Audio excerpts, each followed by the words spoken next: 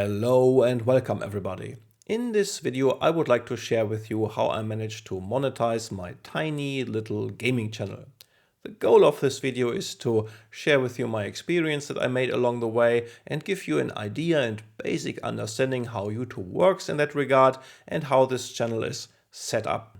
Maybe you can find some useful information if you are trying to do something similar. I do have my bullet points on screen, so forgive me if I'm looking down from time to time. I do not have a fancy camera with a teleprompter, more on the equipment side later in this video. The video is divided into different chapters which follow a somewhat chronological order. First I will give you some background information about the channel. I will try to keep this as short as possible. Then we'll talk about how I originally thought this would work, which it doesn't, and how it really works. How much time and effort I put into this channel and what I learned along the way. How the breakthrough moment happened. How much money I make with a channel of this size. Then I will go into the more analytic parts, which are maybe the most interesting for you. What I think is important when creating content and something about the algorithm. How I would recommend setting up a gaming channel. And some basic stuff that helps to improve your videos.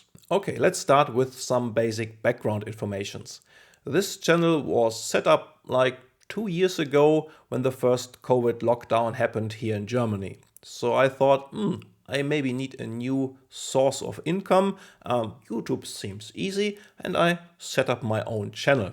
I put maybe 3 months of work into the channel and I had 1 or 2 successful videos, but really more like a one-hit wonder if you want. And I gathered around 300 subscribers at that time. Then the lockdown was lifted and we all went back to work.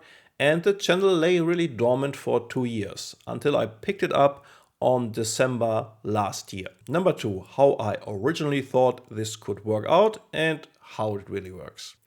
When I first set up this channel, I thought, well, I'm proficient from my job side in health, like physical health and mental health and all that stuff. That's part of my normal job. I'm also interested in video games since I've been a teenager and I always played some games more or less. And I'm also interested into hardware because I built my first PC like 1.5 years ago. So I thought it would be an interesting mix to have a channel that is called Wholesome Gamer and being about health, gaming and hardware. And yes, that's not working like this with YouTube at all, I can tell you. I happened to meet someone last December who is very proficient in having his own channels, and he taught me a little bit after we talked for a while. And he said, oh, I take a look at your channel. I will give you some advice. No problem. You can make money with it. And I said, well, I don't think so. But if you have an opportunity like this, I would be stupid to not give it a try. So he sat down and took a look at my channel.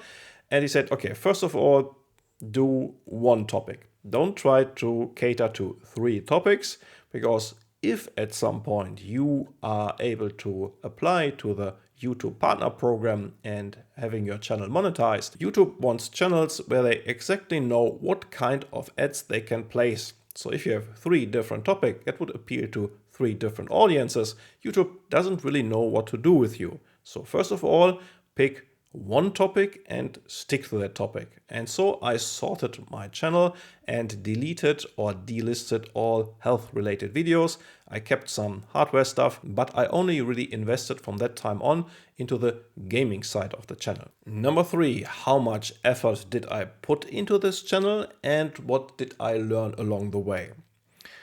After I decided I give it a go, I picked up the channel at like 320 subscribers in December of last year.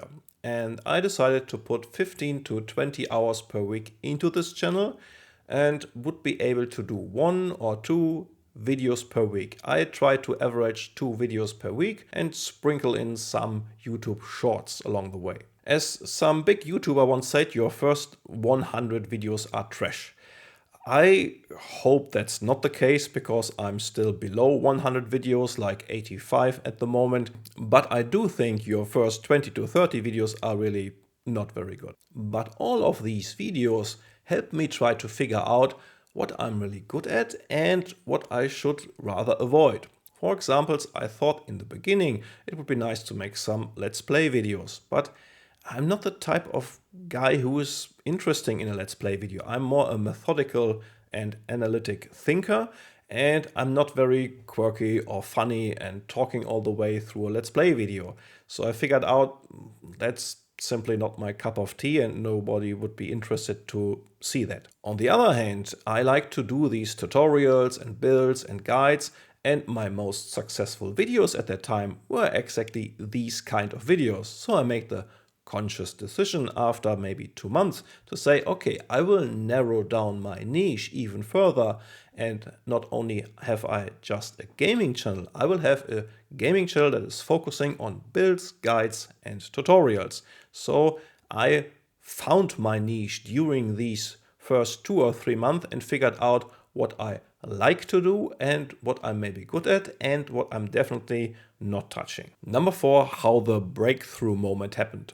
So I picked this channel up at 320 subscribers or something around that. And I made 2, sometimes 3 videos per week. And for the first 2 months or so, the channel was growing by maybe around 80 subscribers per month. And at the beginning of March, the first time the channel improved on that rate really, and I made 150 subscribers per month, which was really nearly double the rate than before, because at that point I started to have more videos on my channel. So people would look at this channel and say, okay, there's more going on than just one interesting video. And at the beginning of April, I was sitting at around 750 subscribers, and I thought to myself, okay, if I keep growing like this, I will be able to apply to the YouTube Partner Program maybe in May, and then it will take 20 to 30 days before you get your application checked. And maybe, if I'm lucky, around June, I will make some money with that. At that time, I was also prepared to cover Everspace 2, a new game that was released on the 6th of April.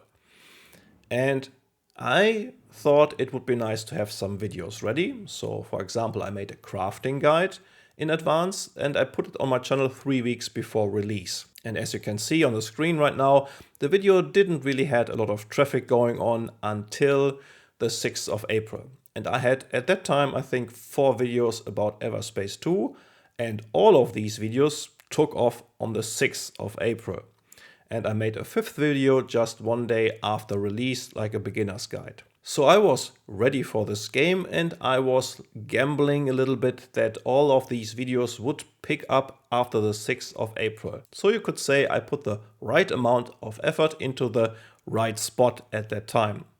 But, and that is the second part, I was just lucky, because none of the big channels are really covering Everspace 2 with these kind of videos like builds and guides and so on.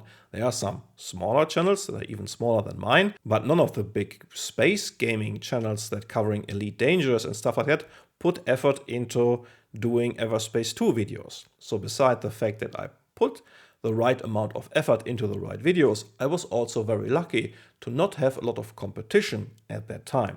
So at the time Everspace 2 launched, YouTube was looking for videos that it could put on the front page because it knew the topic was somewhat in demand, and I was lucky enough to get picked up at that time.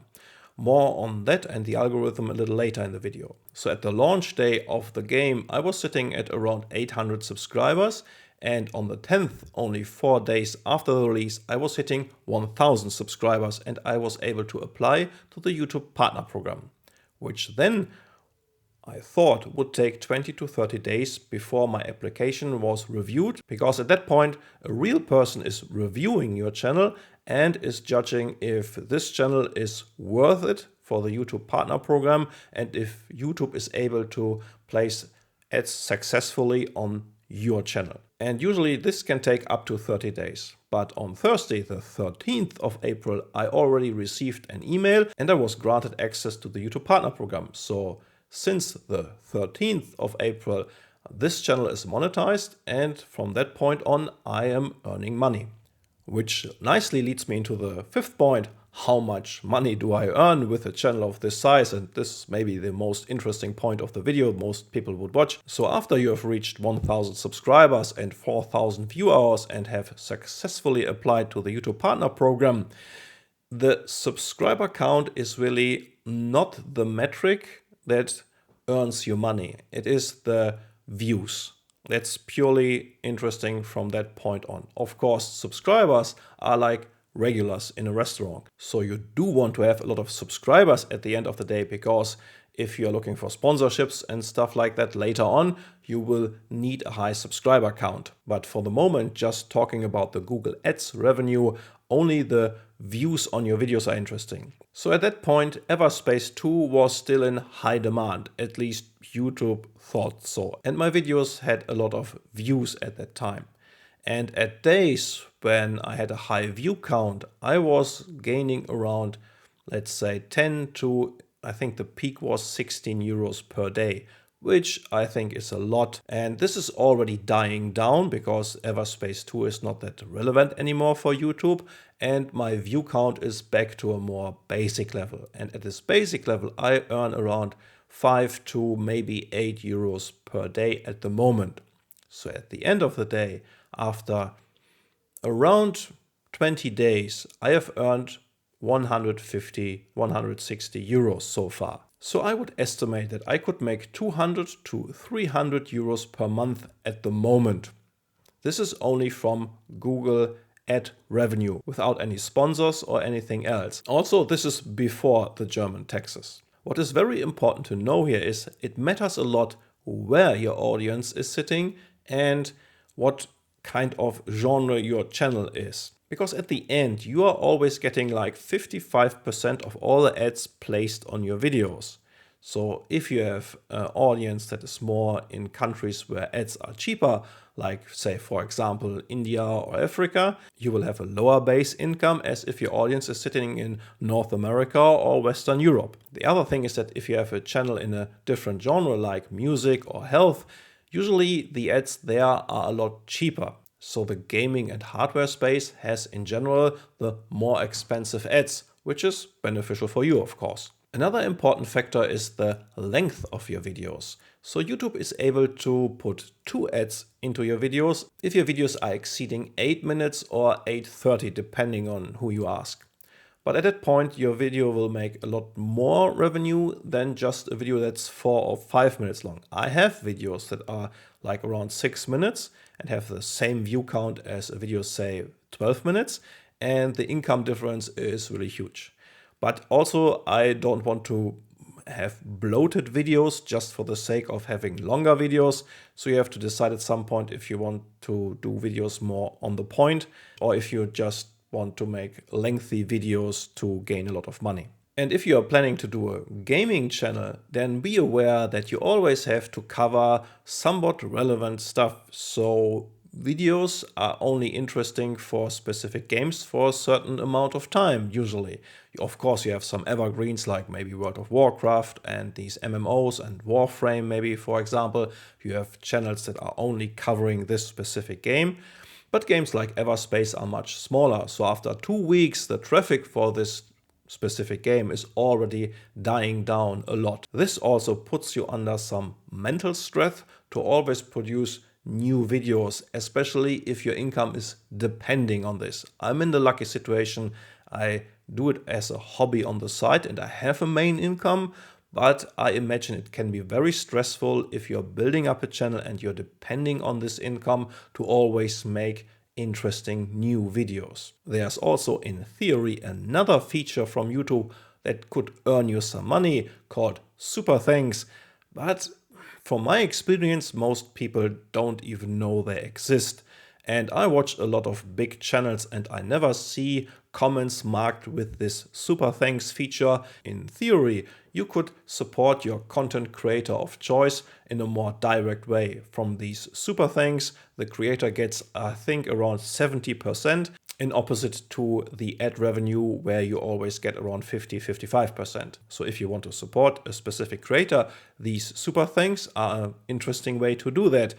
But I never really see them in the wild, and even on big channels I never really encountered anyone using these super thanks. So don't expect to make money with that. The next point on the list is what I think is important when creating content, and a little bit about the algorithm. Basically, think about the algorithm as your audience. And there are some criteria that YouTube will choose to decide if your videos are worth it or not. Of course, you have some basics like the like to dislike ratio. I decided to not do any controversial videos. I chose the channel name by purpose, and I really want to provide a more positive views on the video games I'm covering. So I do have a high like ratio. I think my average is around 99%. But that alone doesn't make your videos appealing enough for YouTube to put them on the front page. There are other factors like how many people are watching your videos after the first 20 or 30 seconds. If people are just clicking on your videos and deciding after the first few seconds, oh, that is trash and I don't like the guy or girl or whatsoever, and they go away, YouTube will recognize that. And the other thing is, how long is the watch time, the overall watch time of your videos? So if are people staying with your video for a long time, then this video is a lot more appealing to the audience, obviously. And YouTube decides if there's a topic like Everspace 2 and your videos have a high like ratio, a lot of people are still watching after the first 30 seconds, and overall the watch time of your videos is decent, then YouTube will decide, okay, this video is not bad. This is especially important if you have a lot of competition going on, and YouTube will always pick the videos that it thinks are the best, so keep this in mind. Another thing is how many people click on your thumbnails. You do have a metric that tells you how many people are clicking on your thumbnails, so to say, how successful your thumbnails are. And there are certain ways to improve on that, more on that later. My thumbnails do not follow the perfect rule that you should do, but I will talk about that at the end of the video. So you have to take care to make interesting enough content that people are watching. You have to put some effort into the thumbnails. You have to cover a topic that is somewhat in demand. And if you cover a topic that is very popular, you will face a lot of competition. And then the quality of your videos is becoming a very deciding factor. So it is always worth to put more effort into making videos, into making good videos, than just making a lot of videos that are not very good. Number 7, how I would recommend setting up a gaming channel in this specific genre. So if you take a look at the big channels, you will recognize that all of these channels follow a basic idea, like Skill Up, for example, or ACG, which are two very nice review channels. They are focusing on gaming reviews and gaming news. Other channels are focusing on Let's Play videos. Other channels are just focusing on one game or one specific genre like RPGs, or just covering Warframe or World of Warcraft because these are very popular games. And other channels are trying to distinguish themselves from the competition. For example, take Monetizing Gaming, a very nice channel for gaming reviews. He decided to only do reviews after 100% completion of the game, which is more or less unusual, and so he created a niche in the niche. That is very important to understand. The more specific your channel is, the less competition you face. If you try to compete with the big established outlets like SkillUp, IGN or ACG, you will always be in a disadvantage at the beginning because they always get their preview codes, they have very good access and are connected and get informations that you don't get. So if you want to cover that, you have to be aware that you are always slower than these big outlets. So it is more beneficial to try to find a niche where the competition is not that relevant or not that big. I decided to go for tutorials, guides and builds. There are channels who are covering this kind of videos, but there are a lot fewer. So I would recommend finding something that you thoroughly enjoy and like doing, because that always improves the quality of your videos. If you're an interesting guy or girl and like to do these Let's Play videos and are a funny person that people like to watch, then do this. I decided to do these more analytic videos because I think that suits me and my kind of thinking and what I like to do more than, for example, doing big reviews or Let's Play videos. I would also recommend to do some YouTube shorts from time to time. These are very popular, but also are very volatile in my opinion. I do have tried to make some shorts, and usually you can extract them from your big videos. Just try to find a funny part or making a trailer for your big videos, for example. And I have some shorts that gained 3,000-4,000 views, and I gained 10 or 15 subscribers, and others were just with 200 views dead in the water. So if you are not a channel that is focusing on YouTube Shorts, like some other channels very successfully do, then I would still recommend trying to do some shorts here and there to appeal to a broader audience. My last point on this list is some beneficial stuff that always helps you. First of all, I would make use of all these quality of life features that improve the viewer experience, like doing chapters, or using the information cards to promote your other videos, or use the credit feature at the end of your videos. All these features might not be crucial, but they are very nice to have, and they improve the viewer experience on your channel, and they also generate some traffic on your other videos. So I would always make use of it, but creating good content is your top priority. These things are more nice to have. And then there are two things I know I should do, but I decided against them. First is creating thumbnails. If you look at big and successful channels like Linus Tech Tips or Mr. Beast, then you will see that they always have their face on the thumbnail with some interesting expression to incentivize people to click on the thumbnail. It is proven that these kind of thumbnails are very successful and more people will click on that. I don't feel comfortable doing these kinds of thumbnails, and also I'm lacking the Photoshop skills to do so. So I personally decided against it, although I know it is recommended to do these kinds of thumbnails. Another thing you might experience a lot is that the creator in the first minute is asking you to subscribe and like the video. I don't like this. I think it breaks the flow of the video. I want to define my videos by having it to the point, and you find the kind of information you're looking for without having to experience a bloated video. And I think, but that's my personal experience, that these, oh please subscribe, or you can support the channel by clicking subscribe and commenting and all that stuff, is not very helpful for the overall video. But it is recommended to do so. I personally settled for just placing the effects in the video, like commenting, subscribing and all that stuff, but not talking about it. But again, this is recommended to do, and I simply decided against it. And the very last point here is the technical equipment you need for setting up a gaming channel. I just invested into a new microphone, the Elgato Wave 3. I will not earn money, or I'm not sponsored by that. And it cost me around 150 bucks, and it is a very nice upgrade from my first microphone that costs around like 40 euros.